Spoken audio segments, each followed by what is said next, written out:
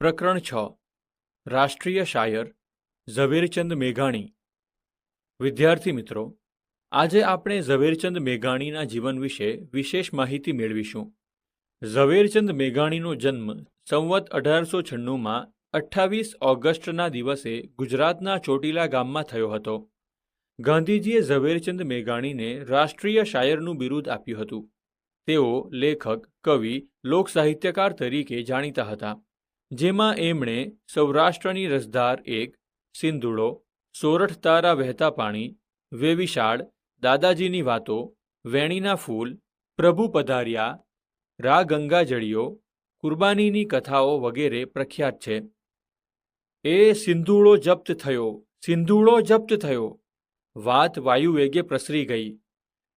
ઈસવીસન 1930ના સત્યાગ્રહના આંદોલનમાં સિંધુડોએ લોકોમાં દેશભક્તિનો પાનો ચડાવેલો, તેથી તે વખતની પરદેશી સરકારે તેને જપ્ત કરવો પડ્યો। આ સિંધુડો એ કોઈ માણસ નહીં, કવિતાની એક ચોપડી હતી। એક તો સિંધુડોના સર્જક બુલંદ કંઠે ગાય અને તેના કાવ્યો પણ શૌર્ય જગાડનારા, લોકોમાં અહિંસક યુદ્ધ કરવાનો ભાવ આગની માફક ભભૂકી ઉઠે। પછી તો તે સર્જક પર રાજદ્રોહનો આરોપ મૂકીને પકડવામાં આવ્યા। લોકોના ટોળે ટોળા ધંધુકાની અદાલતમાં અને બહાર ઉભરાયા। તેમને 2 વર્ષની સજા ફટકારવામાં આવી, ત્યારે તેમણે પોતાના નિવેદન સાથે અંગ્રેજોના રાજમાં ભારતની ગુલામ પ્રજાને પડતી તકલીફોને ગૂંથી લેતી તેમની કવિતા છેલ્લી પ્રાર્થના ગાઈ। હજારો વર્ષની જૂની અમારી વેદનાઓ, કલેજા ચીરતી કંપાવતી અંભય કથાઓ, મરેલાના રુધિરને જીવતાના આંસુડાઓ, સમર્પણ એ સહુ તારે કદમ પ્યારા પ્રભુઓ। આ પંક્તિઓએ ન્યાયાધીશની આંખોને પણ આંસુથી છલકાવી દીધી। આ સર્જક એટલે આપણા ઝવેરચંદ મેઘાણી। 28 ઓગસ્ટ 1896ના રોજ ચોટીલામાં એમનો જન્મ। એમના માતાનું નામ ધોળીબાઈ હતું। તેમના પિતા કાળીદાસ પોલીસ જમાદાર હતા।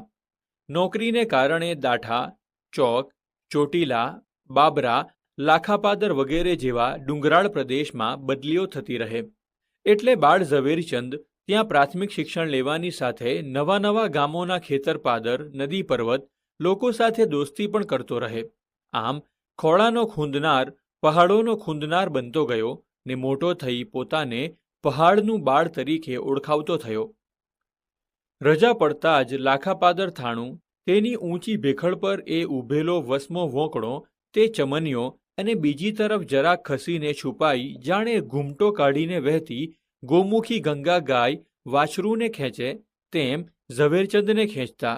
એ પહાડ ભેદનતી નદીઓના ઊંડા ધરા ને એ ડુંગરની બખોલો તેમના બાળપણાના સંગી હતા। અંગ્રેજી બીજા ધોરણ સુધીનો અભ્યાસ વઢવાડ કેમ્પમાં થયો। પછી પિતાજીની બદલી લાખાપાદર થઈ। ગીરનાકા પર તેમનું નાનકડું પોલીસ થાણું લાખાપાદર, નજીકમાં નજીકનું સ્ટેશન એ કાળે ત્યાંથી 30 માઇલ દૂર। દરમિયાન ઝવેરચંદ બગસરાની મિડલ સ્કૂલમાં ભણ્યા। બગસરામાં નાનપણથી જ ઝવેરચંદે આકર્ષણ જમાવ્યું। શાળામાં નંબર તો પહેલો જ હોય। આમ તો શરમાળ અને ઓછા બોલો આ કિશોર, પણ પ્રાર્થના એ જ ગવડાવે। જૈનોની પાઠશાળામાં સત્વનો ગાવાની એને રઢ। એકવાર ત્યાં ધર્મગુરુ પાસે કોઈ મારવાડી શેઠ આવેલા, તેમની પાસે વિદ્યાર્થી સંઘે કવિતા ગાઈ। 12 વર્ષના કિશોર મેઘાણીની એ પ્રથમ પદ્ય રચના। નેધર વંશા સપૂત વેલાજી તણા છે, ચિમનાજી નામે સુવિખ્યાત ગણાય। ધન્ય માતા તારી જણિયા કર્ણાવતારી, જુગ જુગ જીવો દાનવીર પ્રાર્થના એક મારી। ચિમનાજી પાસેથી છોકરાઓ શાળા માટે 25 રૂપિયા ઇનામ પણ લઈ આવ્યા। સાધુ કે શેઠના એવા પદ્યો ગમે તે મિત્ર રચે, પણ એ ગાવાના તો ઝવેરચંદે જ। આમ કાવ્યો રચવાનો શોખ વધતો જતો હતો। મિડલ સ્કૂલ બાદ અમરેલીની હાઈસ્કૂલમાં ભણવાની વ્યવસ્થા થઈ। અમરેલી બગસરાથી 33 કિમી દૂર। હાઈસ્કૂલના શિક્ષણ માટે ઝવેરચંદને કોઈક સગાને ત્યાં મૂકેલ। હાઈસ્કૂલમાં ભણતા કલાપીના કાવ્યોનો પરિચય થયો। કલાપીના કાવ્યો એ દર્દભરી રીતે ગાય। મિત્રો એમને વિલાપી કહે, પછી તો પોતે જ વિલાપી ઉપનામ સ્વીકારી લીધું। મેટ્રિક પાસ કરીને ઈસવીસન 1913માં ભાવનગર કોલેજમાં પ્રવેશ લીધો। કોલેજમાં પોતાના પોશાકથી જુદા તરી આવતા આ વિદ્યાર્થી ઝવેરચંદ તરફ સહુનું ધ્યાન ખેંચાતું. તેમનો લાંબો સફેદ કોટ, પાની સુધી પહોંચતું ધોતિયું, માથે બગસરાનો ચોકડીવાળો પાછળ છોગું રાખીને બાંધેલો ફેટો અથવા ક્યારેક ઊંચી દિવાલની બેંગ્લોરી ઘાટની ટોપી, પગમાં સ્લીપર પહેરતા. બેઠી દડીનું શરીર, ભીનો વાન, ટચાક જેવી મોટી ઊંડું ઊંડું નિહાળતી કોઈ ગંભીર વિચાર કરતી આંખો, ગૂંછણિયાળા વાળ અને મર્દાનગીથી ચાલવાની છટા પણ આકર્ષક હતી. પણ સ્વભાવ શરમાળ. જવલ્લે જ બોલે. જોતજોતામાં જનક રાજા નામ પડી ગયું. બીએમાં વધુ સારા શિક્ષણના લોભે જૂનાગઢ ગયા, પણ એક સત્ર પછી પાછા એ ભાવનગર આવતા રહ્યા. અંગ્રેજી સંસ્કૃત સાથે ઈસવીસન 1916માં બીએ પાસ થયા. કોલેજમાં એ વર્ષે મેગેઝિનનો પ્રથમ અંક નીકળ્યો. એમાં ઉત્તમ ફાળો ઝવેરચંદનો હતો. ઝવેરચંદનો એમાં પ્રથમ લેખ પ્રગટ થયો. કૌટુંબિક કારણોસર તેમણે કોલકાતા રહેવા જવું પડેલું.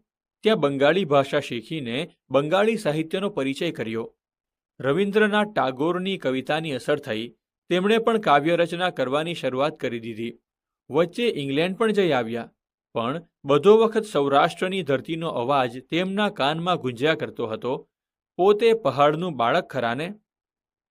કોલકાતાથી પાછા આવ્યા પછી હટાળા દરબાર વાજસુરવાળા અને બીજો મિત્રો સાથે કયા ક્ષેત્રમાં કામ કરવું એવી મસલત કરી, પણ કોઈ નિર્ણય કરી શકાયો નહીં.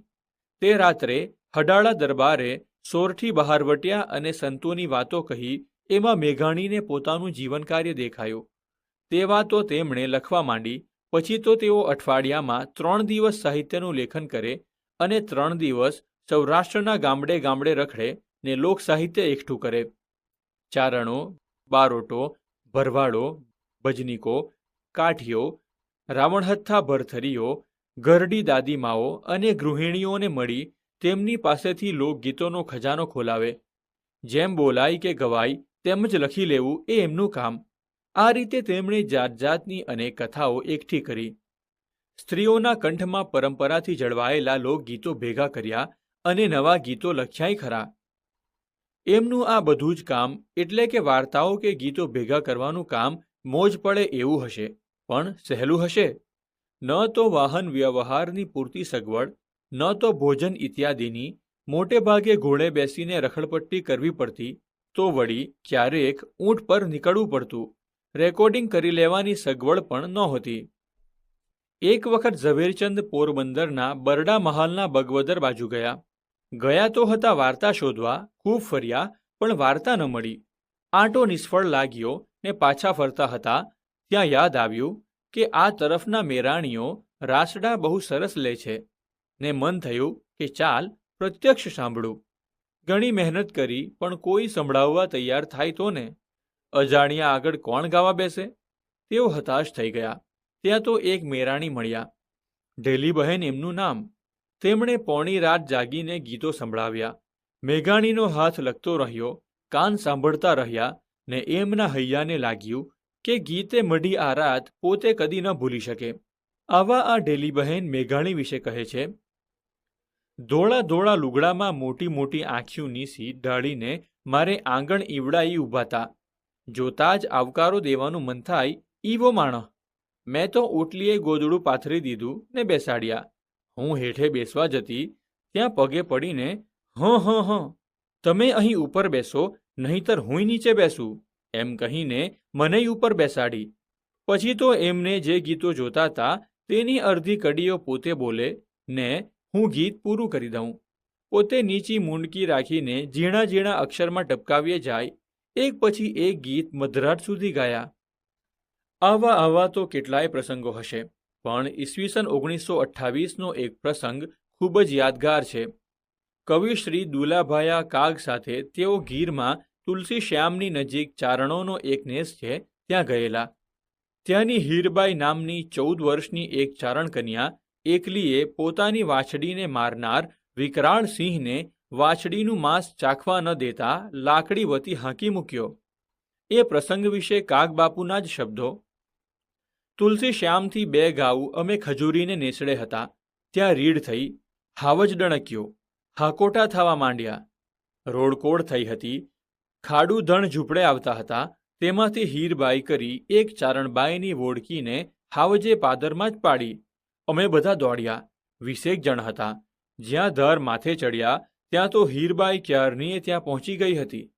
મરેલી વોડકી પર એ ચારણ કન્યા ચડીને હાવજ સામે સોટો વીંજતી હતી. હાવજ 2 પગે સામો થઈ હોંકારા કરતો હતો.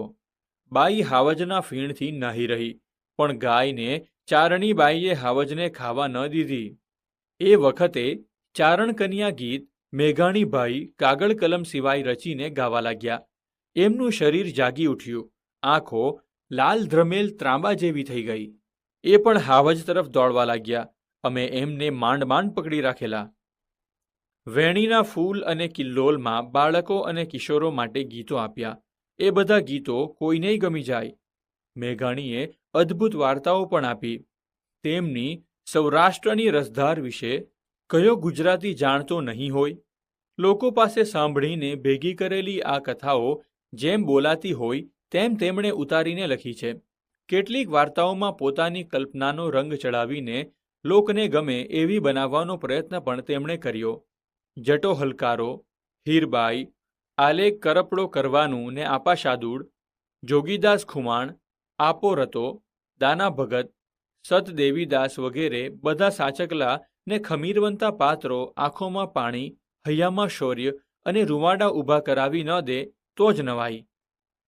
ઉમાશંકર જોશી મિત્રભાવે તેમને કહેતા કે કયામતને દિવસે તમારી બૂમ પડશે ત્યારે ક્યાં ગયો પેલો લોક સાહિત્યવાળો એમ પડશે.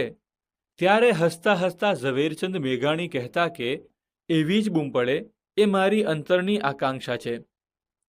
9મી માર્ચ 1947 સુધી મેઘાણીએ ઘોડી ઘોડીને ભરેલા કસુંબલરંગી લોક સાહિત્યના પ્યાલા લોકો હોશે હોશે પીતા જ રહેશે. સારાંશ. ઝવેરચંદ મેઘાણીએ સાહિત્યના વિવિધ ક્ષેત્રોમાં પોતાની કલમનો ઉપયોગ કરીને ગુજરાતને ઉત્તમ સાહિત્યની ભેટ આપી છે.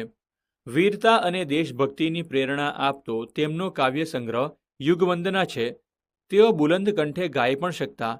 તેમને કવિતા ગાતા સાંભળવા માટે મુંબઈના રસ્તાઓ પર ભીડ એકઠી થતી, જેના કારણે મુંબઈના રસ્તાઓ પર ટ્રાફિક જામ થઈ જતો.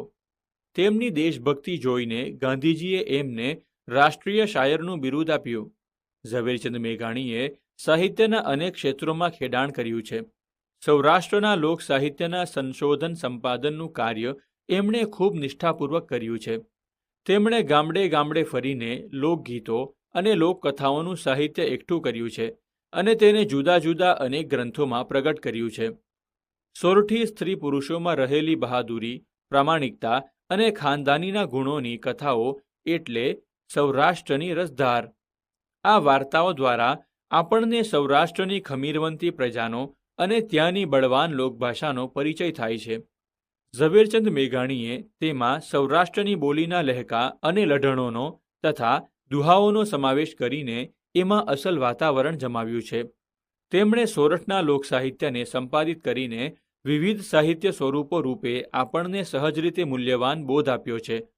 એ સાહિત્ય દ્વારા આપણને બહાદુરી, હિંમત, સ્વદેશાભિમાન અને માણસાઈ જેવા ગુણોનો પ્રત્યક્ષ પરિચય કરાવે છે.